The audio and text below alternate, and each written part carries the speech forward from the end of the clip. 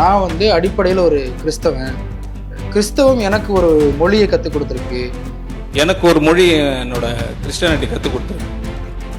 அன்பு மொழி, அமைதி மொழி, இரக்கத்தின் மொழி. இது பாதி பேருக்கு எவ்வளோ தமிழ் படித்தாலும் தெரியாது. நான் பைபிளில் படிச்சிருக்கேன். பான் கிறிஸ்டியன். கிறிஸ்டின்னு எனக்கு சொல்லிக் கொடுத்த மொழி வேற. பைபிள் படிச்சேன்ற. பைபிள் எந்த மொழியில் படிச்சீங்க? தமிழ்ல இல்லையா பைபிள்? நாங்கள் எம்மதமும் சம்மதம்னு இருக்கிறோம். எம்மதமும் சம்மதம்னா எதுக்கு ஜெபமாலைன்ற நானே.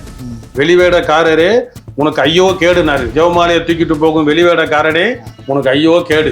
தமிழ்ல தான், இந்திய மொழிகளே தமிழ்ல தான் மூத்த வந்திருக்கும். அப்போ மொழியாக்கம் வந்திருக்கும். வீரமாமுனிவர் காலத்துல இருந்து பல அயல்நாட்டு அறிஞர்கள் இல்லை வெள்ளக்காரங்க இங்கே வந்து தமிழ் மொழிக்காக தான் பாடுபட்டுருக்காங்க. அவங்க மதம் பரப்ப வந்த கிறிஸ்துவ மிஷினரிகள்.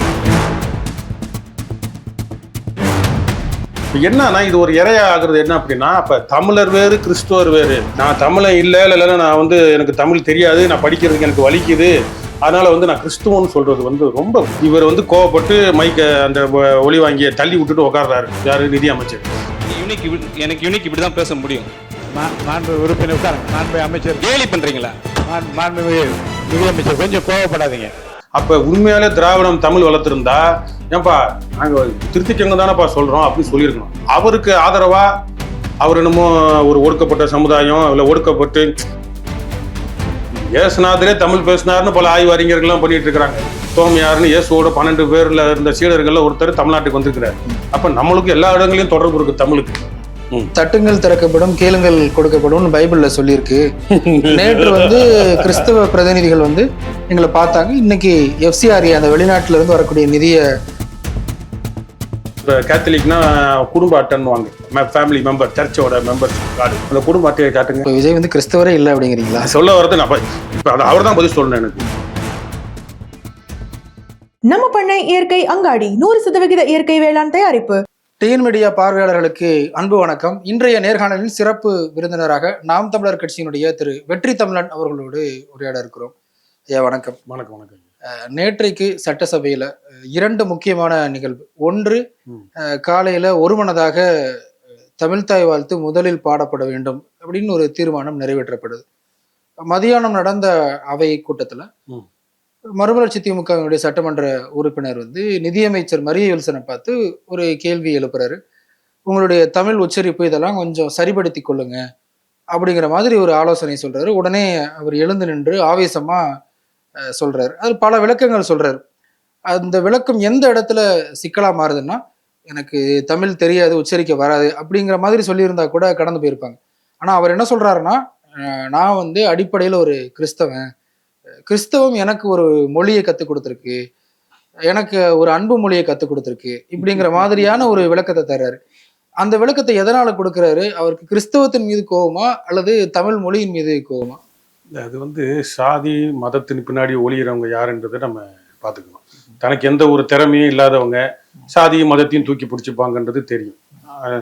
யார் அறிவாளியோ ஞானியோ அவங்கள சாதி மதம் தூக்கி பிடிக்கும். இப்போ காமராஜர் எங்காலு, அம்பேத்கர் எங்காலு, முத்துராமலிங்க தேவர் எங்காலு, வளர்ந்தவங்க சமுதாயத்தில் ஒரு புரட்சியாளர்களாக வந்தவங்கள சாதி மதமும் தன்வயப்படுத்த பார்க்கும்.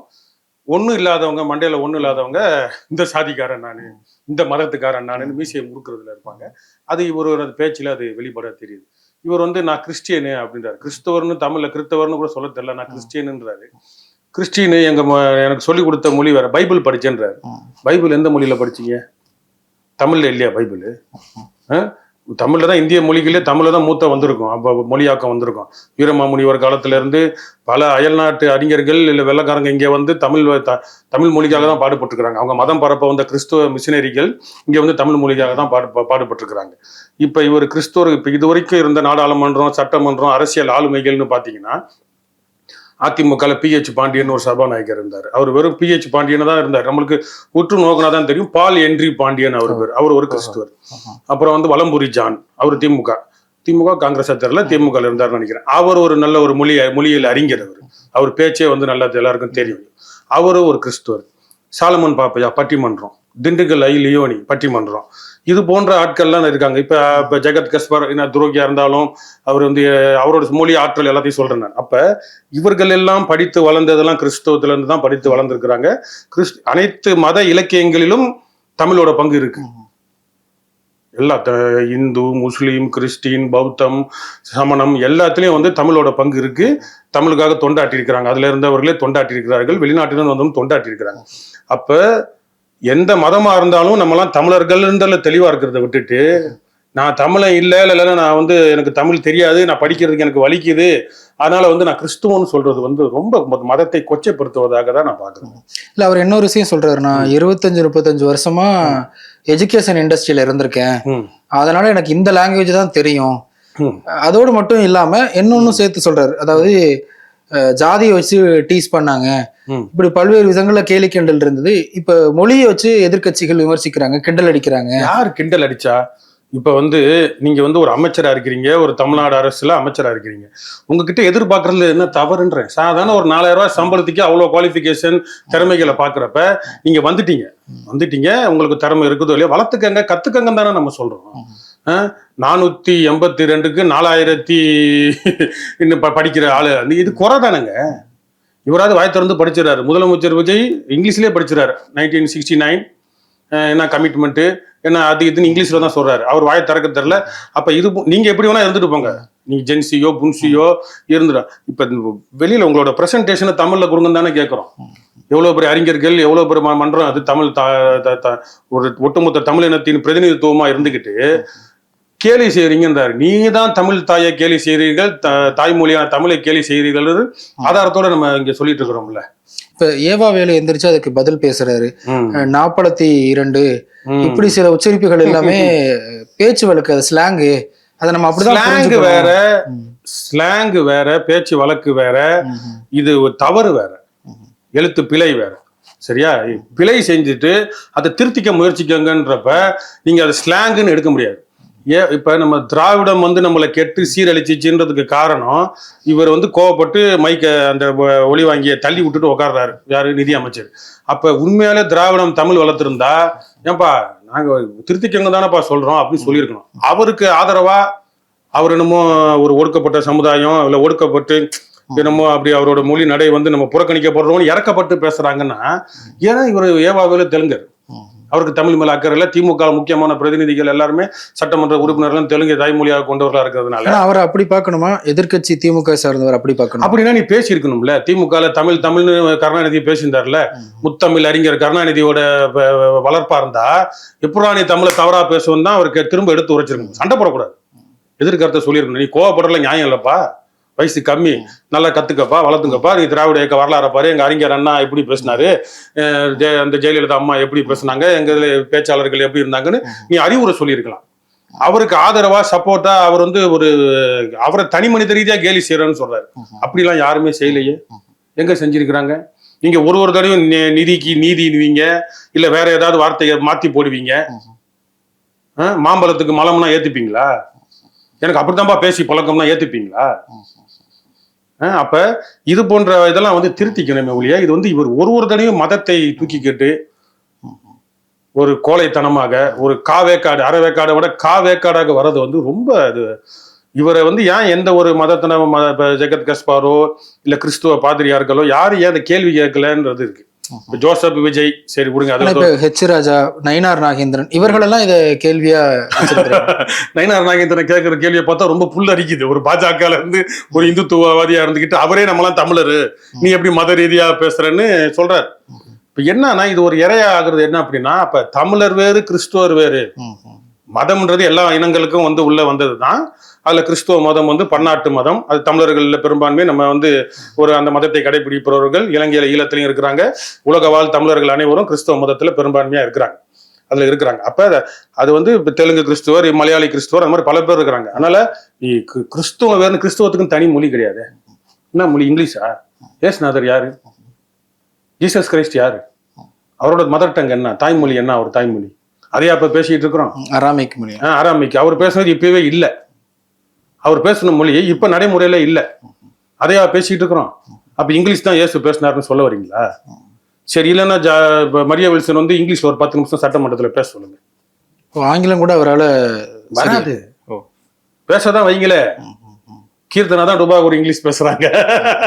விஜய் அவர்களையும், முதலமைச்சர் விஜய் அவர்களையும், நிதி அமைச்சர் மரியா வில்சன் அவர்களையும் 10 நிமிடத்திற்கு மேலாக இல்லை 1/4 மணி நேரம் அவங்க விட்டு அறிக்கையை ஆங்கிலத்துல சொல்லிட்டு நான் ஆங்கிலத்துல வாசிக்கிறேன்ப்பான்னு சொல்லி ஆங்கிலத்துல பார்த்து வாசிக்காம இல்லை பேச சொல்லுங்க, கான்வர்சேஷன் பண்ண சொல்லுங்க பாப்போம்.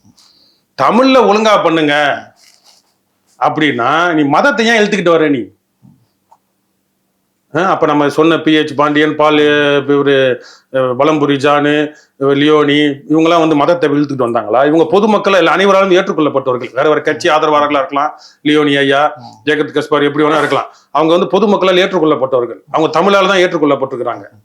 அவங்க வந்து நான் கிறிஸ்டினு, நான் வந்து இந்த ஊர்ல இருந்து வரேன் அப்படின்னு எதுவுமே சொல்லலையே. அவங்க எங்க எந்த ஊர்லயாவது அவங்க பெருமை பிடிச்சிருக்கிறாங்களா? லியோனி ஐயா வந்து திமுக மேடைகள்ல இப்ப சமீப காலமா ஒரு 10-15 வருஷமா பேசுறாரு. அதுக்கு முன்னாடி எல்லா ஊடகங்கள்லயும் ஒரு பட்டிமன்றம் நடத்துவார். அது போக எல்லா தேவாலயங்களுக்கும் போவார், இந்து கோயில்களுக்கும் பட்டிமன்றம் நடத்த போவார், ஊர்களுக்கு போவார், மாரியம்மன் கோயில் திருவிழாவுக்கும் போவார். அவர் எங்கேயாவது போய் நான் கிறிஸ்டின்னு பெருமை பிடிச்சிக்கிட்டாரா? இப்போ மரிய வில்சன் வந்து இந்த பட்ஜெட்டை தாக்கல் செய்ய வரும்போதே வந்து ஜெபமாலையோட பட்ஜெட்டை கொண்டு வர்றாரு. அதுவே ஒரு பெரிய சர்ச்சையா பேசப்பட்டது. ஆனா அதையும் தாவைக்காவினர் நியாயப்படுத்துறாங்களே. என்னன்னு நியாயப்படுத்துறாங்க?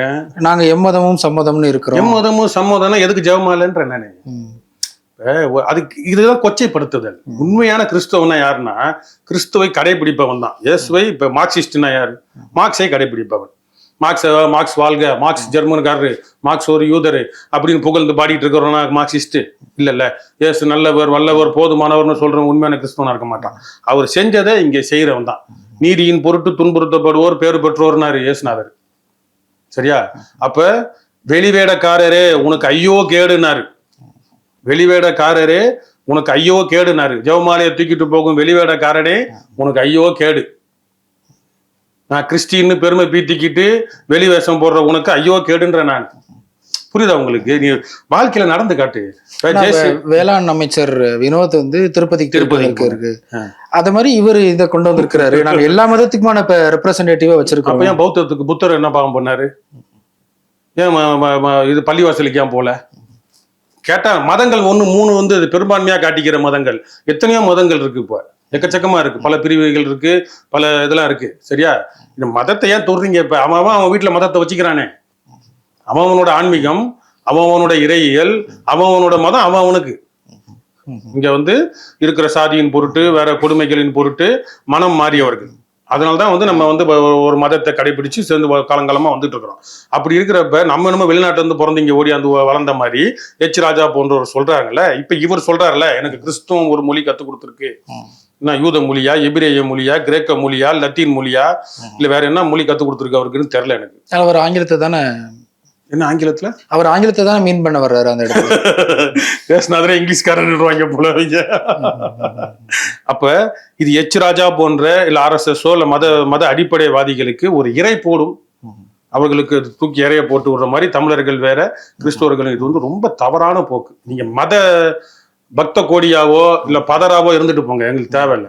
ஒரு கிறிஸ்துவ மதத்தையோ இல்ல இயேசு கிறிஸ்துவை கொச்சைப்படுத்த வேணான்றது எங்களோட தாழ்மையான கோரிக்கை. தமிழுக்கும் இயேசுநாதரே தமிழ் பேசினார்னு பல ஆய்வு அறிஞர்கள்லாம் பண்ணிட்டு இருக்கிறாங்க. சரியா? அதெல்லாம் நம்மளுக்கு உண்மையா அது ஆராய்ச்சிக்குரியது. அது மாதிரி பல இதெல்லாம் தோமையாருன்னு இயேசுவோட 12 பேர்ல இருந்த சீடர்கள்ல ஒருத்தர் தமிழ்நாட்டுக்கு வந்திருக்கிறாரு. கேரளா வந்து கடலோரமா வந்து தமிழ்நாட்டுக்கு வந்து மதம் பரப்ப வந்திருக்கிறாரு. அப்ப இருந்திருக்கிறாரு. அப்ப நம்மளுக்கு எல்லா இடங்களையும் தொடர்பு இருக்கு தமிழுக்கு.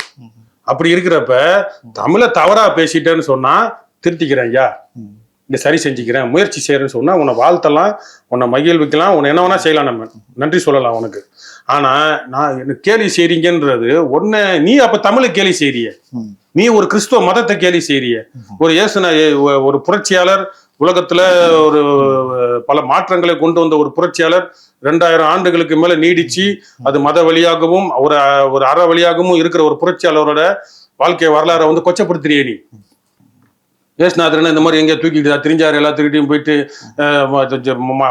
அவர் சீடர்களுக்கு போதித்தாரு, மக்களுக்கு வந்து புரட்சி பல காரியங்களை செஞ்சாரு. பெண்களுக்கு தீண்டத்தகாதவர்கள் தண்ணி வாங்கி குடிச்சாரு, புரட்சி காரியங்கள் செஞ்சாரு. அவர் எல்லா இடங்கள்லயும் போய் நான் ஜெபிக்கிறேன் அப்படின்லாம் இல்லை. அவர் தனிமையா தான் ஜெபிச்சார் இயேசுநாதர். இயேசு கிறிஸ்து வந்து தனிமையா தான் ஜெபிச்சார். மலை மேல தனியா போய் ஜெபிதான் அவர் சீடர்களுக்கு சொல்லி கொடுத்தாரு. எப்படி ஜெபிக்கணும், எப்படி வந்து நம்ம மக்களுக்கு பணியாற்றணும்னு தான் சொல்லி கொடுத்தாரு. போற இடங்கள்லாம் உட்காந்து அவரு நான் கிறிஸ்டின்னு இல்லைன்னா நான் வந்து எங்க ஆண்டவர் எங்க அப்பா சொன்னதை நான் சொல்றேன்னு சொல்லிட்டு அவர் உட்காந்து மதம் பரப்ப வரல. அவர் அங்க இருக்கிற சாக்கடைகள், கழிவுகள், அரசியலுக்கு எதிர்த்தா ஆளுமைகளை எதிர்த்து கேள்வி கேட்டார். அதனாலதான் அவரை போட்டு தந்தாங்க. மரிய வில்சன் மீது இந்த கிறிஸ்தவம் தொடர்பா வரக்கூடிய விவாதங்கள் தமிழக முதல்வர் ஜோசப் விஜய் அவர்கள் மீதும் வருது. விஜய் அவர்களை ஜோசப் விஜய்னு சொல்லும்போது நாம் தமிழர் கட்சியினுடைய சீமானவர்கள் தான் முதல் முறையா அதை கண்டிச்சாரு, விஜய்க்கு ஆதரவா இருந்தாரு. ஆனா இப்ப அதே சீமானவர்கள் எதுக்காக நீங்க ஜோசப் விஜய்னு போட்டுக்கிறீங்க அப்படிங்கிற ஒரு கேள்வி வைக்கிறார். அந்த கேள்வி வச்சாரு ஆதரவு கொடுத்தது மதத்தின் பொருட்டு அவரை ஒடுக்கணும்னு சொல்லி ஒரு மத அடிப்படைவாதி ராஜா அவர்கள் ஒரு பொது வெளியில அசிங்கப்படுத்தணும், கேவலப்படுத்தணும்னு வந்தப்ப அதை விஜய் நாகரிகமா ஆமாண்டா என் பேர் அதாண்டான்னு சொல்லி வெளியே வந்தப்ப அதுக்கு எல்லாரும் ஆதரவு தெரிவிச்சாங்க, சீமானன்னு ஆதரவு தெரிவிச்சு. இப்ப தேர்தல் முடிந்த பிறகு நான் மதத்தை ஒழித்து விட்டேன், நான் சாதியை ஒழித்து விட்டேன், எல்லா இடங்களையும் காசு கொடுக்காம ஓட்டு வாங்கிட்டோம், இந்த ஊர்ல இந்த ஜாதிக்காரன் தான் நிப்பாடணும் அப்படின்றப்ப இவர் தேர்ந்தெடுத்தது 2 தொகுதி. அப்ப இவர் ஜோசப் விஜய்னு பேர் சொன்னதுக்கு அப்புறம் கிறிஸ்துவ மக்கள் அதிகமா இருக்கிறாங்கன்னு ஒரு கணிப்புன்றது அவரோட கணக்கு வழக்கம் யாரோ சொல்லியிருப்பாங்க, இந்த தொகுதியில கிறிஸ்துவ மக்கள் அதிகன்றது. அங்க அவர் சார்ந்த சமூகம் அது உறுதியா தெரியல, அவங்க அவரோட பிறப்பை நம்ம ஆராய்ச்சி பண்ணி தான் பார்க்கணும். அப்ப அந்த சமூகம் அங்க அதிகமா இருக்கு அப்படின்றது இதன் அடிப்படையில நீ நின்றுட்டு நான் ஜாதியை ஒழிச்சிட்டேன் மதத்தை ஒழிச்சிட்டேன்னு சொல்றதுதான் கேள்வி. ஆனா முதல் கிறிஸ்தவ சமுதாயத்துல இருந்து முதல்வர் ஜோசப் விஜய் தான் அப்படிங்கிற அந்த கிரெடிட் அவங்க எடுத்துக்க கூடாதா? எந்த கிரெடிட்ட? ஒரு முதல் முதல்வரா வந்திருக்கிறாரு, அது கிரெடிட் கிறிஸ்தவர்னா. இப்ப நான் என்ன கேட்கிறேன்னா, ஒண்ணு இயேசுநாதர் இயேசு கிறிஸ்து செஞ்சது போல புரட்சிகள் செஞ்சிருக்கணும், போராட்டங்கள் செஞ்சிருக்கணும், மக்களுக்கு விடுதலைகளை வாங்கி கொடுத்துருக்கணும். இப்போ 7 பேர் விடுதலைகளோட பிரச்சனை வந்துச்சு, தூக்கு தண்டனைக்கு எதிராக போராடின பல போராட்டங்கள் தமிழ்நாட்டில் நடந்துச்சு, இல்லை நீட்டுக்கு எதிரான போராட்டம், அந்த மாதிரி பல போராட்டங்கள்ல நடந்து ஒரு இயேசு கிறிஸ்துவின் மாணவனாக ஒரு மனித உரிமை போராளியாக திகழ்ந்திருக்கிறதுக்கு ஏதாவது சாட்சி இருக்கா? இல்லை. ஒரு விரல் புரட்சி அது படம் இல்ல, சரியா? அப்போ இல்ல திரைப்படங்கள்ல எம்ஜிஆர் மாதிரி புகைக்க மாட்டேன் குடிக்க மாட்டேன், அவர் தனிப்பட்ட வாழ்க்கையை விடுங்க, நம்மளுக்கு திறனாய்வு பண்ணணும், புகைக்க மாட்டேன், நம்மளை பார்த்து இளைஞர்கள் கெட்டு போயிடக்கூடாதுன்னு கூட சினிமால அவரு எந்த ஒரு இதுவும் இல்லை. தம் அடிக்கிறது எல்லா காட்சிகளும் அவர் படத்துல என்ன படம் என்ன கதையோ அதுக்கேற்ற மாதிரி நடிச்சுட்டு வாடி வாடி கைப்படாத சீடி இந்த மாதிரி ஒரு காமெடி மாதிரி தான் ஓடிட்டு இருக்கு எல்லாமே. புரியுதா உங்களுக்கு? அப்ப இயேசுவை கடைபிடிப்பவனாக எந்த ஒரு சான்றும் இல்லை. அவர் ஒரு போராளியாகவோ ஏதோ ஒரு மாற்றத்திற்கான ஒரு கருவியாகவோ பயன்பட்டு இருந்தாருன்னா மத அடிப்படையில் வரேன். Are you member of any Christian church? நீங்க ஏதாவது ஒரு கிறிஸ்துவ மதத்தின் ஏதாவது ஒரு இப்போ கேத்தலிக்னா குடும்ப அட்டைன்னுவாங்க, ஒரு வீட்டுக்கு ஒரு அட்டை வச்சிருப்பாங்க, ஃபேமிலி மெம்பர், சர்ச்சோட மெம்பர்ஷிப் கார்டு, ஸோ குடும்ப அட்டை. அந்த குடும்ப அட்டையை காட்டுங்க. இப்போ விஜய் கிறிஸ்தவரே இல்லை அப்படிங்கிறீங்களா? சொல்ல வரது நான் இப்போ அவர் தான் பதில் சொல்லணும் எனக்கு. ஒன்று போராளியாக இயேசு கிறிஸ்துவின் கொள்கையை ஏற்று அவர் செயல்பட்டதுக்கான ஆதாரம் கேட்டேன், யாருக்கிட்டையும் இல்லை, உங்ககிட்டையும் இல்லை, நம்மளுக்கு கண்ணில் தெரில. அப்ப யாரை வேணா நம்ம நீங்க ஞானஸ்தானம் திருமுழுக்கு வாங்கினாதான் கிறிஸ்துவ. அவர் புரட்சியாளராக ஏற்றுக்கொண்டு அவர் வழி நடந்தால் ஏதோ ஒரு வகையில பரவாயில்லப்பா, இவர் மனித உரிமைக்காக போராடி இருக்கிறாரு, நீதியின் பொருட்டு குரல் கொடுத்திருக்கிறாரு, சிறைப்பட்டோரை விடுவிக்க வந்தேன் இயேசுநாதர் சொன்ன மாதிரி சிறையில் உள்ளவங்களுக்காக போராடி இருக்கிறாரு, அவரு கிறிஸ்தவர்னு ஏத்துக்கிறப்பான்னு சொல்லலாம். அதுக்கான வாய்ப்பே இல்லை, சினிமாலையும் இல்லை, அவர் நிஜ வாழ்க்கையிலையும் இல்லை, நம்ம கண்ணால பார்க்கல. என்ன சொல்ல எம்பிரிக்கல் எவிடன்ஸ்னுவாங்க, நம்ம கண்ணால பார்க்கல, எந்த ஒரு எவிடன்ஸும் நம்மளுக்கு இல்லை. இப்ப இந்த எவிடன்ஸ் கேட்கிறேன் நான்.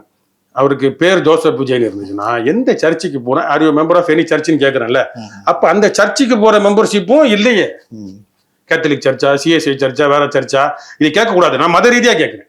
நீங்க அதை தான் பெருமை நினைக்கிறீங்க, ஜோசப் விஜய்ன்றத பெருமை நினைக்கிறப்ப நீங்க எந்த சர்ச்சோட மெம்பர், எந்த சர்ச்சுக்கு நீங்க இதுக்கு முன்னாடியோ இப்ப போயிருக்க மாட்டீங்க, இப்ப போகாம இருக்கலாம், இல்ல உங்க அப்பா கிறிஸ்துவரோ இல்ல உங்க அப்பாவோட அம்மா கிறிஸ்துவரோ எப்படியோ போய் இருந்திருக்கலாம். என்ன வகையில நீங்க கிறிஸ்துவர் வந்தீங்கன்னு அது நீங்க தான் விளக்கணும், சரியா? எந்த சர்ச்சில் மெம்பர். அப்ப இப்ப என்ன சொல்ல, ஸ்பிரிச்சுவலாவும் கிறிஸ்டியனா இல்ல, ரிலிஜனாவும் கிறிஸ்தவரா இல்லைன்றதுக்கான ஆதாரம் இதுதான். அது அரசியலுக்காக அந்த பேரை பயன்படுத்தி தனக்கு எப்படியோ சொந்தக்காரங்க மூலமா மூதாதையர் மூலமா அந்த பேர் வந்ததுனால அரசியல் ஆதாயத்துக்காக அந்த பேரை பயன்படுத்துறதுக்கான இதுதான் சரியான ஆதாரம். இது ரெண்டுத்துக்கும் பதில் சொல்லணும்.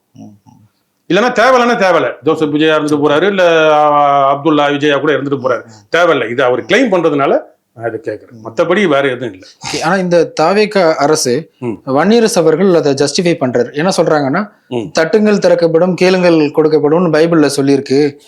நேற்று கிறிஸ்தவ பிரதிநிதிகள் எங்களை பார்த்தாங்க, இன்னைக்கு எஃப்சிஆர்ஏ அந்த வெளிநாட்டுல இருந்து வரக்கூடிய நிதியை கட்டுப்படுத்தக்கூடிய முறைப்படுத்தக்கூடிய சட்டத்துக்கு எதிரான ஒரு தீர்மானத்தை சட்டசபையில நிறைவேற்றிக்கிறாங்க. அதாவது கிறிஸ்தவர்களுக்கான அரசு தாவேக அரசு அப்படிங்கிறது வன்னியரசு அவர்கள் சொல்றாரு. அது உண்மைதானா? இப்போ நம்மளுக்கு கிறிஸ்தவர்களுக்கு மத ரீதியா மத சிறுபான்மைன்னு சீமான் என்ன சொல்லக்கூடாதுன்னு சொல்லியிருக்கிறாரு. மத சிறுபான்மைன்னு வச்சுப்போம். மத ரீதியா பாக்குறப்ப இந்து மக்கள் அதிகமா இருப்பாங்க, மற்ற மக்கள் அதிகமா, கிறிஸ்தவர்கள் அது எண்ணிக்கையில் அதிகமா இருக்காங்க. இன்னைக்கு வந்து ஒரு குறைஞ்சது ஒரு 12% மேல. இப்ப இந்த ஆகஸ்ட் 10 கருப்பு நாளுன்னு ஒரு கிறிஸ்துவ தமிழ்நாட்டில் உள்ள திருச்சபைகள் அனைத்தும் நினைவு கூறுறாங்க. ஏன் சொல்லுங்க பார்ப்போம். தலித் கிறிஸ்தவர்களை, ஒடுக்கப்பட்ட கிறிஸ்தவர்களை, SC ST கிறிஸ்தவர்களை பட்டியலில் சேர்க்கணும். அவங்கள வந்து கிறிஸ்தவரா மதம் மாறியதுனால அவங்க BC கேட்டகரியில் வரனால அவங்களோட சலுகைகள், அவங்களோட உரிமைகள் பாதிக்கப்படுது. இங்க வந்து அவங்க ஜாதிய கொடுமைகள், பாகுபாடுகளும் நீடிக்குது, பெரும்பான்மையா நீடிக்குது.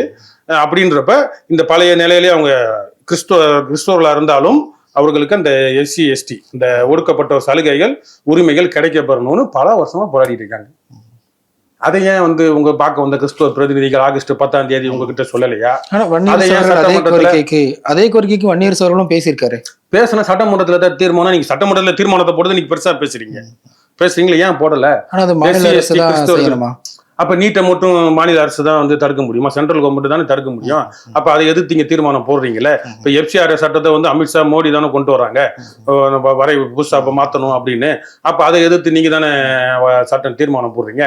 அப்ப உங்களுக்கு உண்மையாலே ஒடுக்கப்பட்ட கிறிஸ்தவர்களால, இப்ப கிறிஸ்தவர்கள்லாம் பொதுவா போயிடும். இப்ப ஒடுக்கப்பட்ட கிறிஸ்தவர்கள்ன்றது ரொம்ப பாதிப்பு அதிகம். அவங்களுக்கு எந்த வகையிலும் இடஒதுக்கீடு இல்லை. SC SCன்னு ஏதோ இடஒதுக்கீடு வராது. கிறிஸ்தவர்கள் இடஒதுக்கீடு கொடுத்தாலும் கருணாநிதி இருக்கிறப்ப 3% 5% கொடுத்தாங்க. இவங்க வேணான்னு திரும்ப கொடுத்துட்டாங்க. கிறிஸ்தவ சமுதாயம் வந்து வேணான்னு திரும்ப கொடுத்துட்டாங்க. நாங்க பொது பட்டியலே வந்துடுறோம், எங்களுக்கு BC SC MBC எதுல BCன்னு வருதுன்னா அதுலயே நாங்க வந்துடுறோம், இதுல எங்களுக்கு கொஞ்சம் குறைவா கிடைக்குது. ஆனா இன்னொரு கேள்வி திருப்பி கேட்பாங்கல்ல, இத்தனை ஆண்டு காலமா சிந்தாம சிதறாம கிறிஸ்தவர்களுடைய வாக்கும் இஸ்லாமியர்களுடைய வாக்கும் திமுகவுக்கு தான் போயிட்டு இருந்தது. திமுகவே அந்த கோரிக்கையை நிறைவேற்றாத போது வந்த 3 மாசத்துல தாவை காட்ட அந்த எதிர்பார்ப்பு எப்படி வைக்கணும் அப்படிங்கிற கேள்வியும் கேட்பாங்க தானே? கேள்வி இருக்கு. நாங்க செஞ்சிட்டோம்னு ஏன் சொல்றீங்க? செஞ்சு முடிச்சுட்டு சொல்லுங்க. செஞ்சிட்டோம், நாங்க தான் பாதுகாப்புன்னு ஏன் சொல்றீங்க? செஞ்சு முடிச்சுட்டு சொல்லுங்க. அதனால முதல்ல மரியா வில்சன் போன்றவர்களை வந்து, அப்பா நம்ம வந்து ஒரு சட்டமன்றத்துக்கு போறோம், தமிழ்நாடு சட்டமன்றத்துக்கு போறோம், தமிழ்ல பேசணும், மதத்தை வெளியே வச்சுப்போம், நீ ஜெவமாலையை கழுத்துல போட்டுக்கோ, இல்லை இடுப்புல கட்டிக்கோ, இல்லை கையில கட்டிக்கோ, இல்லை தெரியாத மாதிரி சட்டையை இழுத்து விட்டுக்கோ, நீ வெளியே போய் உன் வீட்டுக்குள்ள போய் ஜெவமாலை சொல்லு, என்ன வேணா சொல்லு, நீ சாமி கும்பிடு, நம்ம உன் பக்தியை வந்து அங்க வச்சுக்க.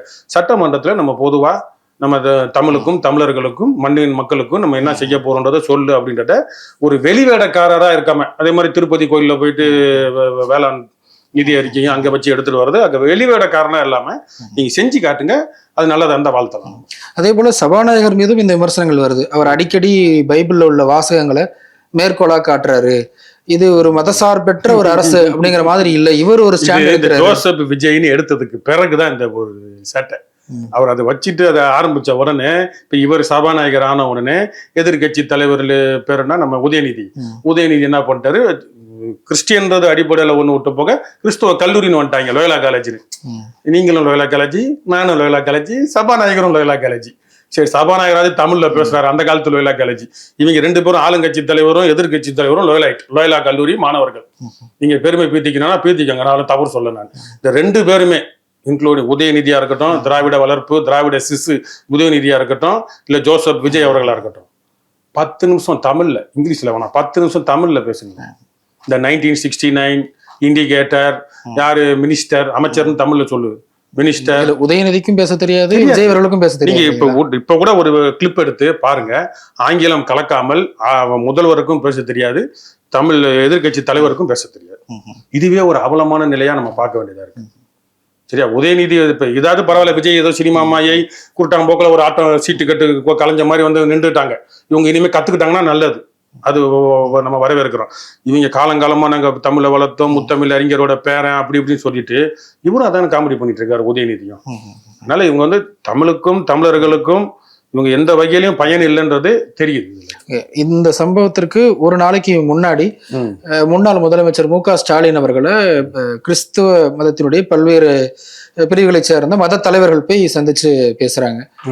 எங்களுக்கான கோரிக்கை நீங்க, உங்களுக்கு பக்கபலமா நாங்க இருக்கிறோம், அதாவது திமுகவுக்கு நான் கிறிஸ்தவர்கள் எப்பயுமே இருக்கிறோம் அப்படிங்கிற ஒரு தோற்றத்தை உண்டாக்குறாங்க. அது நல்லா பாத்தீங்கன்னா ரிட்டையர்டு பிஷப் AM சின்னப்பான்னு ஒருத்தர் கத்தோலிக்கத்துல இருந்தாரு, ரிட்டையர்டு பிஷப் அவரு. அதுக்கப்புறம் தினகரன், இவங்க 2 பேர் படம் தான் நான் பார்த்தேன். வேற யாரும் போட்டோஸ் நம்மளுக்கு பெரிய லெவலில் தெரியல. போயிருக்கலாம், சின்ன சின்ன பாஸ்டர்ஸ் சபையில இருந்து கூட்டு போயிருப்பாங்க. அங்கீகரிக்கப்பட்ட திருச்சபை திரு அவைகள்ல இருந்து நடப்புல இருக்கிற பேராயர்களோ ஆயர்களோ கன்னியர்களோ போய் ஒரு பிரதிநிதித்துவமா கொடுத்துருந்தாங்கன்னா நம்ம கேட்கலாம். இன்னும் நல்லா பார்த்தீங்கன்னா இந்த தேர்தல் தோல்வியில நம்மளுக்கு தமிழ் தேசியம் வீழ்ந்துச்சு, நாம் தமிழர் வீழ்ந்தோன்ற அந்த ஒரு வருத்தம் இருந்தாலும் எங்களுக்கு இருந்தாலும், திமுக வீழ்ந்தது என்னமோ இவங்களுக்கு ஒரு பெரிய அடியா அந்த கிறிஸ்துவ திருச்சபைகளுக்கு ரொம்ப மௌனம் காக்குறாங்க. இப்ப திமுகவோட தான் இருக்கும்னு போய் பேசினாங்களே, ஏன் உதயநிதி கைதப்ப பிஷப்போ இல்ல ஏதோ ஒரு ஆளுங்க ஏன் கண்டனம் தெரிவிக்கல? திமுக தானே உதயநிதி. இல்ல உதயநிதி வார்த்தை தவறு, அவர் கைதோ தவறோ சரியோ ஏதாவது ஒண்ணு சொல்லணும்ல, அவர் கைது செஞ்சது சரியோ தவறோன்னு ஏன் கண்டிக்கலன்ற பிஷப்போ இல்ல ஏதோ ஒரு சபை திமுக சந்திக்க போனாங்களா, ஸ்டாலின் ஐயாவை சந்திக்க போனாங்களா, ஏன் கண்டிக்கல? இவ்வளவு நாள் இயேசுக்கு முன்னாடி எங்களுக்கு கருணாநிதி தான் எங்களுக்கு எல்லாமே, அவர் மூலமா தான் நாங்க இயேசுவே வழி போடுறோம்னு திமுக தான் பாதுகாப்புன்னு உட்காந்து இருந்தீங்கல்ல, இப்பயும் திமுக தான் பாதுகாப்புன்னு போய் சொல்றீங்கல்ல, ஏன் உதயநிதி பேசுனது சரியா தவறா, அவர் கைது சரியா தவறான்றத ஏன் பேசல? ஏன் ஒரு கருத்து கூட சொல்லல? திமுக ஜெயிக்க வேணும்னு சொல்லிட்டு திமுகவுக்காக எல்லா திருத்தலங்களையும் எல்லா கோயில்லையும் வந்து கோயில்ல வாசிக்க சொல்லி மடல் கொடுத்தீங்கல்ல, இந்த தேர்தலையும் பண்ணாங்க, மறைமுகமா வாசிச்சாங்க, அந்த இடத்துல வாசிச்சாங்க. அப்ப வாசிக்கிறப்ப பண்ணியும் இப்ப நீ தோத்து போயிட்டல, அப்ப அதுக்கு என்ன சொல்ல வரீங்க? திமுகன்றது ஒரு கட்சி, திராவிடம்ன்றது ஒரு இயக்கம், இவர்கள் வந்து ஒரு மாயையில இந்த வியாபாரத்துல இந்த சினிமா மாயையை வச்சு இவங்க வளர்த்து விட்ட கூட்டம் இது. நீ என்ன அறம் போதிச்ச? ஒரு திருச்சபையா, ஒரு திரு அவையா, இயேசு கிறிஸ்துவின் திரு அவையா இருந்து நீ என்ன அறம் போதிச்ச? திமுகவோட போய் ஓடி ஒளிஞ்சு நின்றுகிட்டே ஒழிய நீ அறம் போதித்திருந்தால் இன்னைக்கு இருக்க அரசியல் சூழ்நிலை வந்திருக்குமா? திமுக தோத்து போனா உனக்கே மனசு வலிக்குது. இப்ப இவங்க வந்துட்டாங்கன்னா இது வரைக்குமே வந்து உனக்கு இப்ப சினிமாக்காரரு இல்ல விஜய் போய் அணுக முடியல. வழக்கமா பாத்தீங்கன்னா அந்த காலத்துல இருந்து சிறுபான்மையினர் பிரிவு தலைவரா ஒரு பாதிரியாரையோ இல்ல இஸ்லாத்துல அந்த மத குருக்களையும் நியமிப்பாங்க. இப்போ ஒரு சாதாரண ஒரு பொதுவால தான் போட்டிருக்காங்க, அவங்க கட்சிக்காரரை ஃபெலிக்ஸ் ஜெரால்ட் ஐயாவை தான். அதுவே ஒரு நல்ல விஷயம், வரவேற்க வேண்டிய விஷயம் அப்படின்னு பேசுறாங்களே. இருக்கட்டும், நல்லதுதான், ஒரு வகையில நல்லதுதான் சொல்ல வரேன் நான். அப்ப உங்களோட அப்ரோச், உங்களோட டீலிங் எல்லாமே திமுக அப்படின்னு போய் ஒரு அடிமை கூட்டமா இருந்திருக்கிறீங்க. திமுக தோத்தது ஏன் உனக்கு வலிக்குது? எனக்கு இன்னொரு கேள்வி, அறம் சார்ந்த கேள்வி வந்து, அறம் போதிக்காத மதங்கள் அனைத்தும் தான் இந்த தேர்தலில் திமுக பண்ணது அது புறம்போக்குத்தனம், அது அரசியலில் வந்து மோசமானது, சினிமாவை வளர்த்து விட்டு ஒரு ரசிக மனப்பான்மையை விட்டு மாணவர்கள் அரசியல் பேசக்கூடாதுன்னு சொல்லி சினிமாவை பேச வச்சனால அதோட விளைவு தான் இந்த அரசு இன்னைக்கு வந்து நிக்குது. இந்த திராவிடத்தோட விளைவு தான் இவங்க வந்து நிக்கிறாங்க. சரியா? இவங்களை திட்டுறதுக்கு நம்மளுக்கு ரெண்டாவது தான், முதல்ல அவங்களை அடிக்கணும். உங்க பேர் அறிஞர் அண்ணா அரசியல்ல வந்து யாரும் வரக்கூடாதுன்னு சொன்னது, மாணவர்கள் வரக்கூடாதுன்னு சொன்னது, சினிமா துறையை கையில் எடுத்து அதுல கருணாநிதி குடும்பத்துக்கு வருமானம் பார்த்ததுதான் இதோட விளைவு. அப்ப ஒரு மதமா இன்னைக்கு வந்து ஜோசப் விஜய் அவர் எதிர்த்து நின்றவர் கிறிஸ்துவர், நாம் தமிழர் கிறிஸ்துவர், இல்ல இவன் கிறிஸ்துவர், இவ்வளவு பஞ்சாயத்து வருது.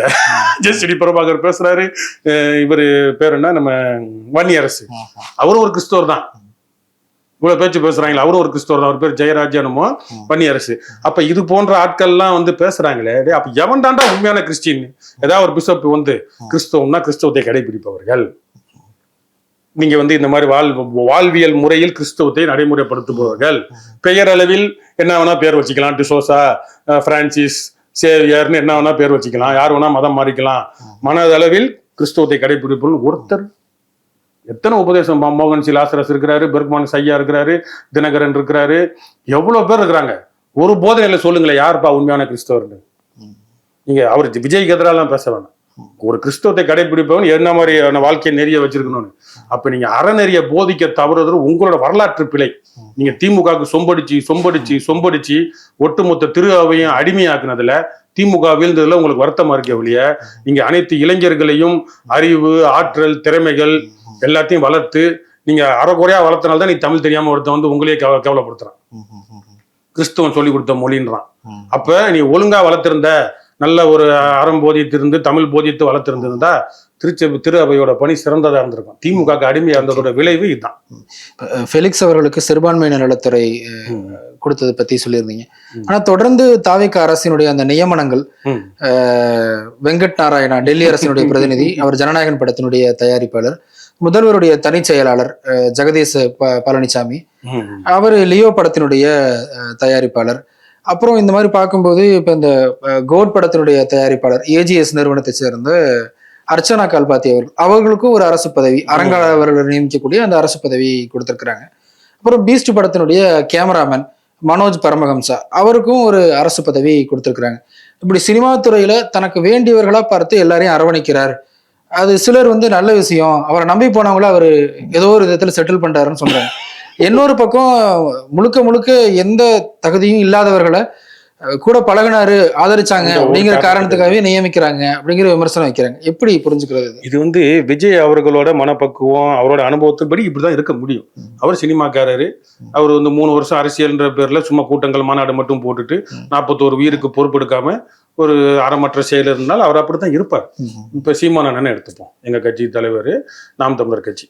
அவர் பார்த்தீங்க அப்படின்னா திராவிட கழக மேடைகள், அரசியல் மேடைகள், சிறைச்சாலைகள், தலைவரை பத்தி பேசினது, அவங்களுக்கு ஆதரவா இருந்தது, மக்கள் போர்ல இறக்க போடுற மக்களுக்கு ஆதரவா பேசினது, தடையை மீறி பேசினது, என் மீனவனை அடித்தால் உன் மாணவனை அடிப்பேன்னு பேசினது, பல களங்களை கண்டதுனால மீனவன்னா என்ன பிரச்சனை, ஏன் அந்த நாட்டுக்காரன் வந்து நம்மளை கைது பண்றான், எதுக்கு நம்மளுக்கு கச்சத்தீவு ஏன் நம்மளை கையை விட்டு போச்சு, இப்படி இருக்கிறவனுக்கு ஒரு அதிகாரம் கிடைச்சிச்சு அப்படின்னா அவனுக்கு பார்வை மீனவன் நல்லா இருக்கணும், கச்சத்தீவு நம்மளுக்கு கிடைக்கணும். அப்ப இந்த 3ஆம் பாலினர் திருநங்கை வந்து ரொம்ப நாளா காலங்காலமா ஏளனப்படுத்திட்டு இருக்கிறாங்க, அவங்களுக்கு தனியா ஒரு அமைச்சகம் உருவாக்கணும், இல்ல அவங்கள முக்கிய அமைச்சரவையில கேபினெட் மினிஸ்டர்ல கொண்டு வரணும்னு சிந்தனை வரும். ஒரு தலித் கிறிஸ்தவர்கள் காலங்காலமா போராடிட்டு இருக்காங்க, அவங்கள வந்து இந்த பொது பட்டியலில், இந்த SC/ST பட்டியலில் சேர்க்கணும். இன்னொன்னு தேவேந்திர குல வேளாளர் வந்து எங்களை அந்த பட்டியலிருந்து நீக்குன்றாங்க, எங்களுக்கு அதே இடஒதுக்கீட பொது பட்டியலில் கொடுன்றாங்க. அப்ப அந்த பிரச்சனைகள் எல்லாம் வந்து கண்ணுக்கு தெரியும், செய்வாங்க. இவருக்கு அது தெரிய வாய்ப்பு இல்லைல்ல. இப்போ நான் வந்து சமூக பணி, சோசியல் ஒர்க் படித்தேன். படிக்கிறப்ப நான் வந்து பல சமூக களப்பணிகள் ஆற்றுறப்ப திருநங்கைனா என்ன, இல்லைன்னா பாலியல் தொழிலாளர்கள்னா எப்படி கஷ்டப்படுறாங்க, எப்படி சமூகத்தில் திரைமறைவாக அவங்க வாழ்ந்துக்கிட்டு குடும்ப கட்டமைப்புல இருந்துக்கிட்டு திரைமறைவாக எப்படி வாழ்றாங்கன்னு கண்ணால பார்த்துருக்குறேன். இப்போ நான் ஒரு அமைச்சரானா என்ன பண்ணுவேன்? புரியுதா உங்களுக்கு? அந்த ஒடுக்கப்பட்டவர்கள், திரைமறைவாக வாழ்கிறவர்கள், அந்த ஒரு பாலினத்தினர், இல்ல அந்த மதம் சார்ந்து சாதியை சார்ந்து கொடுமைகளை நேரடியா நான் மதுரை அமெரிக்கன் கல்லூரியில் படிக்கிறப்ப, களப்பணியாற்றுறப்ப, பல ஊர்களுக்கு எங்களை அனுப்புறப்ப நான் பார்த்துருக்குறோம் சாதிய பாகுபாடுகள் எவ்வளவு தெளிவா இருக்கும்னு. அப்ப அந்த மக்களுக்கான விடிவு, அதை நோக்கி நம்ம நகருவோம். நான் எதுவுமே தெரியாம நான் பாட்டுக்கு படம் பார்த்துட்டு ஜாலியா மண்டையை விரிச்சுட்டு நானு காசு பூசன் கத்திட்டு வந்துட்டு நான் ஒரு அமைச்சரானேன் அப்படின்னா நான் என்ன பண்ணுவேன்? என் பொண்டாட்டிக்கு தெரிஞ்சவன், எங்க அப்பாவுக்கு தெரிஞ்சவன், இல்ல எனக்கு எவனாவது பொண்ணு கொடுத்தேன்னு சொல்றவன், இவனுக்கு தானே நான் பண்ணுவேன். அப்ப இது இயற்கையா இப்படிதான் இருக்கும். நீங்க யாரை தேர்ந்தெடுக்கிறீங்கன்னு பொறுத்துதான் இருக்கு. போராளிகளை தேர்ந்தெடுத்தால், புரட்சியாளர்களை தேர்ந்தெடுத்தால் அவர்களுக்கு அவங்க மனசுல எல்லாமே இயக்கம் வந்து உலகம் இவ்வளவு நம்ம தமிழர்களும் இவ்வளவு சீரழிஞ்சிட்டோன்றப்ப எல்லாருக்கான பிரதிநிதித்துவம் கிடைக்கும். அது சீமான் வேட்பாளர் தேர்வுலேயே உங்களுக்கு தெரியும். நீங்க ஒரு நடிகரையோ இல்ல ஒரு ஆசை மோகத்துல நம்மளும் அதிகாரத்துக்கு வரணும், சினிமா துறையை நம்ம கையில எடுக்கணும், இல்லைன்னா வந்து நம்மளுக்கு ஒரு முதலமைச்சர் ஆனா நம்மளுக்கு ஒரு பெரிய பொறுப்பு பதவின்னு 4 பேர் ஆலோசனை கொடுத்துருப்பாங்க. அப்படி வரவங்க கிட்ட இதுதான் எதிர்பார்க்க முடியும். இவங்க மாறினாங்கன்னா வாழ்த்தலாம், பாராட்டலாம். இவங்க இப்படிதான் இருப்பாங்க. நிகழ்ச்சியினுடைய நிறைவு கட்டமாக நம்ம ஆரம்பிச்ச இடத்துக்கு வரலாம்னு நினைக்கிறேன். தொடர்ந்து திமுகவினரும் திகாவினரும் கிறிஸ்தவர்களுடைய பண்டிகைக்கு வாழ்த்து சொல்றாங்க, அங்க போய் கலந்துக்கிறாங்க, இஸ்லாமியர்களோடு ஒன்னா கலந்துக்கிறாங்க. கடவுள் மறுப்புன்னு பேசினா கூட கிறிஸ்தவத்தினுடைய நம்பிக்கைகளை கேள்வி கேட்பதில்லை. இயேசு 3ஆம் நாள் எப்படி உயிர் தெழுந்தார்னு இவங்க பேசுறதில்ல. ஆனா இங்க பன்னிக்கு பூணல் கட்டுற போராட்டம், இப்படி இந்து மதத்தினுடைய நம்பிக்கைகளை மட்டுமே இவங்க அவமரியாதை செய்யறாங்க, அதை மட்டுமே கேள்விக்குள்ளாக்குறாங்க, இப்படிங்கிற ஒரு பார்வை இருக்கு. இந்த ரெண்டையும் எப்படி நம்ம புரிஞ்சுக்கிறது? தீகான்றது வந்து திமுக தீகா எல்லாம் வந்து தமிழர் அல்லாதோர் அதிகாரத்துல வர்றதுக்கு தான் அவங்க பாக்குறாங்க. இப்ப பிராமணர்கள் ஆரியர்கள்ன்றப்ப அவங்க இந்து மதத்தை ஆக்கிரமிப்பு பண்ணி இந்தியா முழுக்க கோயில்கள்ல கட்டமைப்பை கைக்குள்ள எடுத்ததுக்கு பிறகு அவங்க அதிகாரம் அவங்க கிட்ட தான் இருக்கு. இப்ப இன்ன வரைக்கும் 90% மேல அதிகாரம் அவங்க கையில தான் இருக்கு. அப்ப நம்ம அதிகாரத்துக்கு வரணும், தமிழர் அல்லாதோர் தமிழ்நாட்டுல அதிகாரத்துக்கு வந்து கோல வச்சுறதுக்கு கருணாநிதி குடும்பம் ஒரு சிறந்த எடுத்துக்காட்டு. எம்ஜிஆர் ஜெயலலிதா அவர்கள் யாருமே தமிழர் அல்லன்றது நம்மளுக்கு தெரியும். நல்ல காரியங்கள் நடந்திருக்கும், அது வேற. ஆனா தமிழர் அல்லாதோர் தமிழ்நாட்டை ஆள்றதுக்கு தான் இது பயன்பட்டிருக்கு. இவங்க எல்லா மதத்தையும் ஏச்சு பேச்சு இல்ல குறைகள் மூட நம்பிக்கைகளை பேசுறாங்க. இது பெருசா இந்து மதம் மட்டும் ஏன் தெரியுது அப்படின்னா, ஏன்னா அவங்கதான் மேல இருக்கிறாங்க. அதனால இவங்க வந்து உண்மையாலே உளமாற மூட நம்பிக்கைகளுக்கு எதிராக நாங்க பேசுறோம்னு சொல்லி எல்லா மதத்துக்கு எதிரான இல்லாம எல்லா மூட நம்பிக்கைகளுக்குன்னு இல்லாம வெறும் இதை மட்டும் காட்டுறாங்கன்னா அதுக்கு காரணம் இதுதான். அதனால இவங்களுக்கு அது ஒரு பிழைப்பு. ஆனா இவங்க அஸ்வத்தமன் பாஜகவினர் வந்து தொடர்ந்து கேட்கறாங்கல்ல, நீங்க மத்த பண்டிகைகளுக்கு வாழ்த்து சொல்றீங்க, தீபாவளிக்கு ஏன் சொல்ல மாட்டேங்கிறீங்க அப்படிங்கிற ஒரு கேள்வி வைக்கிறாங்கல்ல. அது பேரளவுக்கு சொல்லல. சன் டிவில என்ன தீபாவளிக்கு என்ன நிகழ்ச்சி தானே போட்டுட்டு இருக்கிறான். சன் டிவில ராமாயணம் போட்டுட்டு தானே இருக்கிறான், இல்ல KTVல அவங்க கருணாநிதி தொலைக்காட்சிகள்ல போட்டுட்டு தானே இருக்கான். பேரறிஞர் அண்ணாவை பத்தியா போடுறான், இல்ல ஈவ ராமசாமியை பத்தியா போடுறான், இல்ல தமிழக முதலமைச்சர் அப்படிங்கிற பெயர்ல இருந்து இது வரைக்கும் இந்த வாழ்த்து செய்தியும் திமுகல இருந்து வந்ததில்ல. அதிமுக அவங்க வேற ஒரு பார்வையில் வைக்கிறாங்க. திமுகவை ஒரு திராவிட கட்சி, திகாவினுடைய நீட்சி அப்படிங்கிற பார்வையில அவங்க அது வந்து அவங்க வந்து இந்த இந்துத்துவான இந்த பாஜக எதிர்ப்பை காட்டிக்கிட்டு இங்க இந்த மத சிறுபான்மையை ஏமாத்துறதுக்கான அதான் சொல்றேன்ல, தமிழர் அல்லாதோடு இங்க கோல் வச்சணும் ஆளணும்னு தான் அவங்களோட எண்ணமே ஒழிய மூட நம்பிக்கைகளுக்கு எதிராக அவங்க எதுவுமே நடத்தல. அப்படின்னா எல்லா மதத்தையும் அவங்க சமமா பார்க்கணும். இந்த மதத்துல இருக்கிறத சொல்றதுக்கு காரணம் அவங்க ஆளுங்க மேல இருக்கறனால நாங்க அடிக்கிறோம், நீங்க 2 பேரும் எங்களுக்கு சப்போர்ட்டுக்கு வாங்க. ஆனா இதை பத்தியும் புத்தகங்கள்லாம் எழுதியிருக்கிறாங்க. எல்லா கிறிஸ்துவ மதத்திலையும் இஸ்லாத்து மதத்திலையும் உள்ள மூட நம்பிக்கைகளை பத்தி பல பேர் எழுதியிருக்கிறாங்க. அதை வந்து வெளியே அவ்வளோ தெரியாது. நீங்க அந்த கூட்டங்களுக்கு போறப்ப புத்தகங்களை வாங்கினீங்கன்னா கொஞ்சம் தெரியும். ஆனா இவங்க பண்ற அரசியல் வந்து இதெல்லாம் வந்து மேம்போக்கு அரசியல். அவங்க உளமாற பண்றது தமிழ்நாட்டை தமிழர் அல்லாதோர் ஆள்றதுக்கு வழிவகை செய்யறதுக்கு தான் இந்த திமுகலாம் அதுல இந்த ஒரு கருவியை பயன்படுத்திக்கிறாங்க. இல்ல பொதுவாகவே கிறிஸ்தவர்களும் இஸ்லாமியர்களும் எந்த கட்சியில இருந்தாலும் திமுக மேல அவங்களுக்கு ஒரு சாஃப்ட் கார்னர் இருக்கும். தேர்தல் வரும்போது அவங்க திமுக போய் ஓட்டு போட்டுருவாங்க. அது இந்த அரசியனாலதான் நாங்க வந்து பிராமின்ஸ் திட்டுறோம், நாங்க வந்து இந்து மதத்தை திட்டுறோம், நாங்க தீபாவளிக்கு வாழ்த்து சொல்லல, நாங்க விநாயகர் சதுர்த்திக்கு வாழ்த்து சொல்லலன்னு இப்படியே காட்டி போச்சு. ஆனா பிஜேபியோட கூட்டணி வைப்போம், நாங்க வாஜ்பாய் அமைச்சரவையில இருப்போம், நாங்க வந்து எல்லாத்தையும் கொண்டு எல்லா சட்டங்களையும் நம்ம கொல்ல போற வழியமா அனுமதிப்போம். அது உங்களுக்கு தெரிஞ்சாலும் நாங்க இந்த மாதிரி வெளிப்படையா ரவுடி பாத்துக்க என் மேல கை வைக்காத அப்படின்ற மாதிரி காட்டி இது ஒரு ஏமாத்து வேலை. பல்வேறு விஷயங்கள் பேசியிருந்தோம். நிகழ்ச்சியில் பங்கெடுத்தமைக்கு மிக்க நன்றி. நன்றி.